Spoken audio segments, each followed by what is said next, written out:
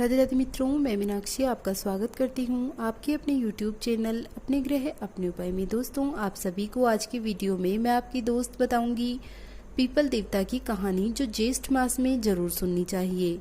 दोस्तों, अगर आप संतान के सुख से वंचित हैं या फिर आपके संतान में बहुत लेट हो गई हो, अभी तक आपको संतान की प्राप्ति नहीं हुई हो, तो आप पीपल देवता की कहानी जरूर सुने और पीपल देव का पूजन जरूर करें। दोस्तों, पीपल देव का पूजन करने से और उनकी कहानी सुनने से पुत्र रत्न की प्राप्ति होती है। साथ ही पीपल देवता की कहानी उन महिलाओं को भी सुननी चाहिए जिनके पीहर पक्ष में प्रॉब्लम हो, जिनके भाई नहीं हो या फिर जिनका पीहर पक्ष कमजोर हो, उन्हें भी पीपल देवता की सच्चे मन से सेवा करनी चाहिए और उनकी कहानी सुननी चाहिए। ऐसा करने से पीपल देव की कृपा से आपके सभी दोष मिट जाते हैं और आपको पुत्र रत्न की प्राप्ति तो होती ही है, साथ में आपका पीहर पक्ष भी मजबूत होता है। तो चलिए दोस्तों, शुरू करते हैं जानकारियां। पर उससे पहले मैं आपको बता दूं, अगर आपने अभी तक हमारे YouTube चैनल को सब्सक्राइब नहीं किया है तो आप हमारे चैनल को सब्सक्राइब करें और हमारे वीडियो को लाइक करें। हमारे वीडियो पर जय पीपल देवता के नाम से कमेंट जरूर करें। पीपल देव आपकी सभी मनोकामनाओं को पूर्ण करें, ऐसी हमारी मंगल कामना है। तो चलिए दोस्तों, शुरू करते हैं कहानी। पर उससे पहले मैं आपको बता दूं पीपल देवता का पूजन किस प्रकार से करना चाहिए। दोस्तों, प्रातःकाल जल्दी उठकर ब्रह्म मुहूर्त में स्नान आदि से निवृत्त होने के बाद पीपल के वृक्ष के पास जाना चाहिए। पीपल के वृक्ष को घी का दीपक जलाएं, उनके सम्मुख बैठ जाएं और पीपल को तिलक लगाएं रोली से। फिर उन्हें गुड़ या चीनी से भोग जरूर लगाएं। उसके बाद उन्हें कलसी से आप सींच दें, उनकी जड़ के अंदर आप पानी डालें। दोस्तों, अपने दोनों हाथों से पीपल देवता की जड़ को दबाना चाहिए।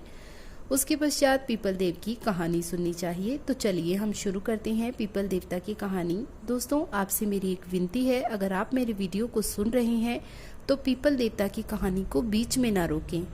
चलिए अब हम जान लेते हैं पीपल देव की कहानी। एक नगर में ब्राह्मण और ब्राह्मणी रहते थे। आजीवन वे पीपल देव का पूजन करते रहे, किंतु उनको कोई संतान नहीं हुई। ब्राह्मण और ब्राह्मणी प्रातःकाल ब्रह्म मुहूर्त में उठते 4 बजे ही पीपल देवता का पूजन करने के लिए घर से जाते और दोपहर में 2 बजे वापस आते। ऐसा करते हुए उन्हें बहुत वक्त बीत गया। पीपल देव से उन्होंने प्रार्थना की कि हे पीपल देव, हमें आपसे पूजन करते हुए काफी टाइम व्यतीत हो चुका है, अब आप हमें इसका फल दें। तो पीपल देवता ने जब सोचा कि हाँ, इन्होंने पूरे जीवन भर सच्चे मन से मेरी तपस्या की है, तो पीपल देवता ने उन्हें बहुत सारा धन दे दिया। इतना धन उनके घर में हो गया कि उनके 7 महल थे, 7 सोने चांदी के भर गए। किंतु ब्राह्मणी, अब उसको बुढ़ापा आ गया तो ब्राह्मणी से बहुत सारा काम नहीं होता था। इसीलिए एक दिन उन्होंने ब्राह्मण देव से कहा कि आप जाइए और मेरे लिए बहू लेकर आइए। तब ब्राह्मण देव ने ब्राह्मणी से कहा कि हमारे तो कोई पुत्र नहीं है, कोई संतान नहीं होने के कारण हमें बहू कौन देगा और कैसे बहू मिलेगी, बिना लड़के के मैं बहू कैसे लाऊंगा। किंतु ब्राह्मणी ने कहा कि नहीं, आप जाइए, पीपल देव पर भरोसा रखिए और आप मेरे लिए बहू लेकर आइए। तो ब्राह्मण देव अपने घर से रवाना हो गए। चलते चलते उन्हें शाम हो गई। अब उन्होंने ये सोचा कि मुझे कहीं पर बैठने के लिए स्थान मिल जाए, और बारिश भी आ गई थी। तो बारिश में भीगते भीगते वो एक नगर में से निकलने लगे। उस नगर में खेत के पास में कुछ बच्चे वहां पर खेल रहे थे। तो वे बच्चे मिट्टी के कच्चे घर बनाकर उन्हें तोड़ रहे थे और कह रहे थे कि हमारे घर को हमने ही बनाया और हमने ही तोड़ दिया। उनमें एक छोटी बच्ची थी जिसने अपने घर को नहीं तोड़ा। ब्राह्मण देव ये सारा वृतांत देख रहे थे। जब उस बच्ची ने उन सभी से कहा कि तुम लोगों ने अपने बनाए हुए घर को तोड़ दिया, अब कल आकर तुम्हें फिर से घर बनाना पड़ेगा, और मैंने अपने घर को नहीं तोड़ा तो मुझे बना बनाया घर मिल जाएगा। ब्राह्मण देव उस बच्ची की बात सुनकर बड़े प्रसन्न हुए और मन में सोचने लगे कि ये बच्ची बहुत समझदार है, काश कि मैं इसी को अपनी बहू बना लूं। फिर वे उन बच्चों के पीछे पीछे चलने लगे। उन्हीं के घर पहुंच गए। उन बच्चों के घर पहुंचकर उन्होंने उनके घर जाकर कहा कि मैं 2 रोटी खाना चाहता हूँ और रात को यहाँ रुकना चाहता हूँ। तो उन बच्चों के घर वालों ने उन्हें कहा कि बहुत बड़ा घर है हमारा, आप यहाँ पर जरूर रुकें और भोजन भी करें। ब्राह्मण देव ने उनके घर में खाना खाया और वे रात्रि विश्राम के लिए वहीं रुक गए। फिर ब्राह्मण देव ने उस कन्या के पिताजी से कहा कि आपके घर में तो बहुत सारी कन्याएं हैं, तब उन्होंने कहा कि भगवान ने हमें 5 कन्याएं दी हैं।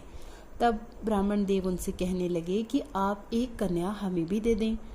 तब कन्या के पिता ने पूछा कि आपका बेटा क्या करता है। तो ब्राह्मण देव ने कहा कि मेरा बेटा काशी जी में पढ़ने के लिए गया हुआ है, जैसे ही उसकी शिक्षा पूरी हो जाएगी वो वापस लौट आएगा। तो उस कन्या के पिताजी ने मान लिया और उन्होंने कहा कि ठीक है, आप मेरे घर में एक नारियल लेकर आ जाइए और नारियल से ही मैं कन्या को फेरे दे दूंगा। जब हमारा जमाई आ जाएगा तो हम विधि विधान के अनुसार सारे कार्य संपूर्ण करवा के और बड़ा प्रोग्राम कर लेंगे। तो ब्राह्मण देव ने कहा कि ठीक है। ब्राह्मण देव ने उस नारियल ले जाकर कन्या का विवाह नारियल के साथ करवा दिया और उसे अपने घर में ले आए। जब कन्या विवाह करके घर में आई तो ब्राह्मणी ने उसे 2 बातें सिखाई कि रसोई में पानी का मटका कभी खाली मत होने देना और चूल्हे में कभी भी आग को बुझने मत देना।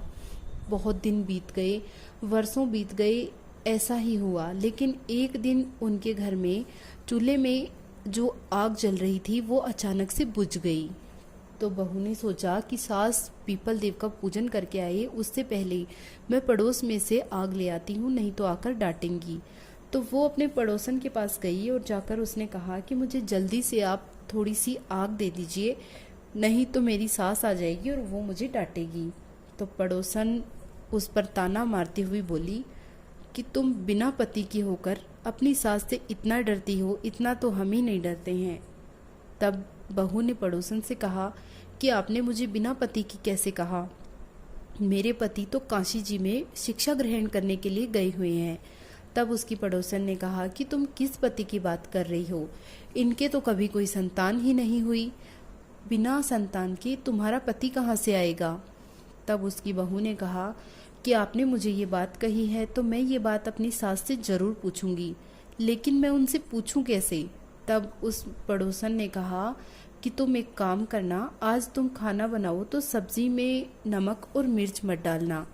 फिर देखना जब वो नमक और मिर्च मांगे तो तुम उनसे ये कहना कि तुम एक दिन अलूनी सब्जी नहीं खा सकती, मैं तो पूरी ज़िंदगी में ही अलूनी रही हूँ।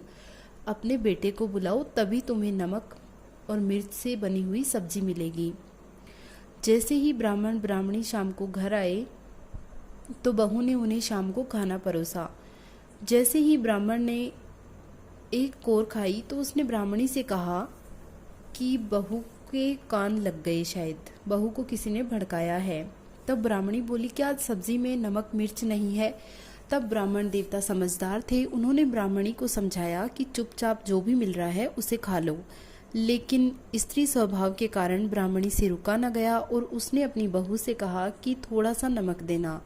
तब उसकी बहू ने रसोई से बाहर आकर कहा कि माँ जी, आप एक दिन अलूनी सब्जी नहीं खा सकती, मैं तो पूरी ज़िंदगी में अलूनी रही हूँ। अपने बेटे को बुलाओ, तभी आपको नमक मिर्च से बनी हुई सब्जी मिलेगी। तो ब्राह्मणी चुप हो गई और वे दोनों ज़ोर ज़ोर से रोने लगे। उन्होंने खाना भी नहीं खाया। रात से दिन हो गया तो सुबह वे दोनों जल्दी उठकर पीपल देवता का पूजन करने के लिए जाने लगे। तब ब्राह्मण देवता ने बुद्धि लगाकर कहा कि बहू को अपने घर की पूरी चाबियां दे दो, इतना धन देखकर शायद वो हमारे घर में रुक जाएगी। तब ब्राह्मणी ने अपने 7 महल की ताली अपनी बहू को दे दी और चाबी देते हुए कहा कि आज अपने सारे घर के कमरों में झाड़ू लगाना। जब उसकी बहू ने पहला कमरा खोला तो पहला कमरा पूरा सोने और चांदी के जेवरों से भरा हुआ था। उसमें बहुत अच्छे अच्छे गहने रखे हुए थे। जब उसने दूसरा कमरा खोला तो उसमें चांदी और सोने के, पीतल के बहुत सारे बर्तन मिले। तीसरा कमरा खोला तो उसमें हीरे मोतियों के ढेर लगे हुए थे। ऐसे करते करते बहू ने 7वां कमरा जब खोला तो 7वें कमरे में बहुत बड़ा एक पीपल का वृक्ष, तो उसके नीचे एक बहुत ही सुंदर और तेजवान ब्राह्मण पुत्र बैठकर रामायण का पाठ कर रहे थे। जैसे ही बहू ने कमरा खोला तो वो पीछे खिसकी और बोली कि आप कौन हैं और यहाँ क्या कर रही हैं? तब उसने कहा कि मैं तुम्हारा पति हूँ और मैं यहाँ पर यज्ञ कर रहा हूँ। जब तक मेरा यज्ञ पूर्ण नहीं हो जाता मैं इस कक्ष से बाहर नहीं आऊँगा। तो बहू बड़ी खुश हुई और उसने पूछा कि आप कब आई? तब उसने कहा कि मैं कल रात को आया था। तब बहू ने कहा कि आपने हमें उठाया क्यों नहीं? तब वह बोला कि मैं रात को लेट आया था, आप सब सो रहे थे, इसीलिए मैंने आपको नहीं जगाया। शाम को ब्राह्मण और ब्राह्मणी बड़े दुखी मन से अपने घर को लौटे तो उन्होंने देखा कि उनकी बहू ने नए वस्त्र पहने हुए थे, साज श्रृंगार पूरा किया हुआ था और बड़ी प्रसन्न दिखाई दे रही थी। ब्राह्मण देव ने ब्राह्मणी से कहा कि देखा तुमने, बहू कितनी खुश हो गई है, शायद वह धन को देखकर प्रसन्न हो गई। चलो अच्छा है, कम से कम हमारे घर में तो रुक जाएगी। इतने में ही बहू ने अंदर आकर कहा कि माँ जी, रात को आपके बेटे आ गए और इन्होंने हमें बताया भी नहीं। ब्राह्मण और ब्राह्मणी उसकी बात को सुनकर दोनों हक्के बक्के रह गए, क्योंकि उनके तो कोई संतान कभी हुई नहीं थी। वे तो पुत्रहीन थे, फिर उनका पुत्र कहाँ से आ गया। तो ब्राह्मणी ने बड़ी हिम्मत करके अपनी बहू से कहा कि कहाँ पर है वो। तब उसने कहा चलिए मेरे साथ। वो उसे 7वें कक्ष में ले गई जहाँ पर वो यज्ञ कर रहे थे। तब ब्राह्मणी ने कहा कि बेटा तुम कब आए। तब उसने कहा कि माँ मैं रात को आया था, लेकिन आप लोग सो रहे थे, इसीलिए आप लोगों को नहीं उठाया। ब्राह्मण और ब्राह्मणी इस माया को समझ न सके और वे बिल्कुल हैरान परेशान हो गए। दोनों अपने कक्ष में जाकर बात करने लगे कि हमारे तो कभी कोई पुत्र नहीं हुआ, फिर ये कहाँ से आ गया। तब उनके सामने पीपल देवता प्रकट हुए और उन्होंने कहा कि तुमने पूरे जीवन भर सच्चे मन से मेरी जो तपस्या की है उसका यही फल था कि मैं तुम्हें एक तेजवान और तेजस्वी पुत्र को दान कर दूं। यही तुम्हारे पुण्य का फल था, इसीलिए मैंने तुम्हें पुत्र की प्राप्ति करवा दी, तुम्हें पुत्र दे दिया। ब्राह्मण और ब्राह्मणी बहुत प्रसन्न हुए। फिर उन्होंने पीपल देव से कहा कि हे पीपल देवता, अब आप हमें ये बताइए कि हम आगे क्या करें। तब पीपल देवता ने उनसे कहा कि अब तुम्हें उज्मण करना चाहिए। तब उन्होंने पूछा कि हे पीपल देवता, उज्मण किस प्रकार से किया जाता है, वो आप हमें बताइए। तब पीपल देवता ने कहा कि एक चांदी का सूरज, चांदी का छोटा सा रथ बनवा लो और एक पानी की गड्डी जिससे तुमने पीपल देवता को पूरी उम्र भर सींचा है, वो पानी का लोटा भी चांदी का बनवाओ। और उसके बाद में 8 ब्राह्मणों को अपने घर पे भोजन करवाकर उन्हें पीले वस्त्र का दान करो और पंडित को पूजा करवाकर ये चांदी का सूरज, चांदी का रथ और चांदी का लोटा, पीले वस्त्र और दक्षिणा देकर खुशी खुशी विदा करो। पीपल देव के प्रभाव से पुत्र रत्न की प्राप्ति होती है। पीहर यदि कमज़ोर हो तो वो भी मजबूत होता है। तो आप पीपल देव की कहानी ज़रूर सुने, पीपल देवता का पूजन ज़रूर करें। दोस्तों, पीपल देवता का छोटा सा भी पौधा अगर आपको कहीं पर भी दिखाई दे, चाहे उसके एक ही पत्ता क्यों ना हो, उसका भी पूजन श्रद्धा भाव से करना चाहिए। पीपल देवता आपकी सभी मनोकामनाओं को पूर्ण करें, ऐसी हमारी मंगल कामना है। आप हमारे चैनल को सब्सक्राइब ज़रूर करें और हमारे वीडियो पर कमेंट करना ना भूलें।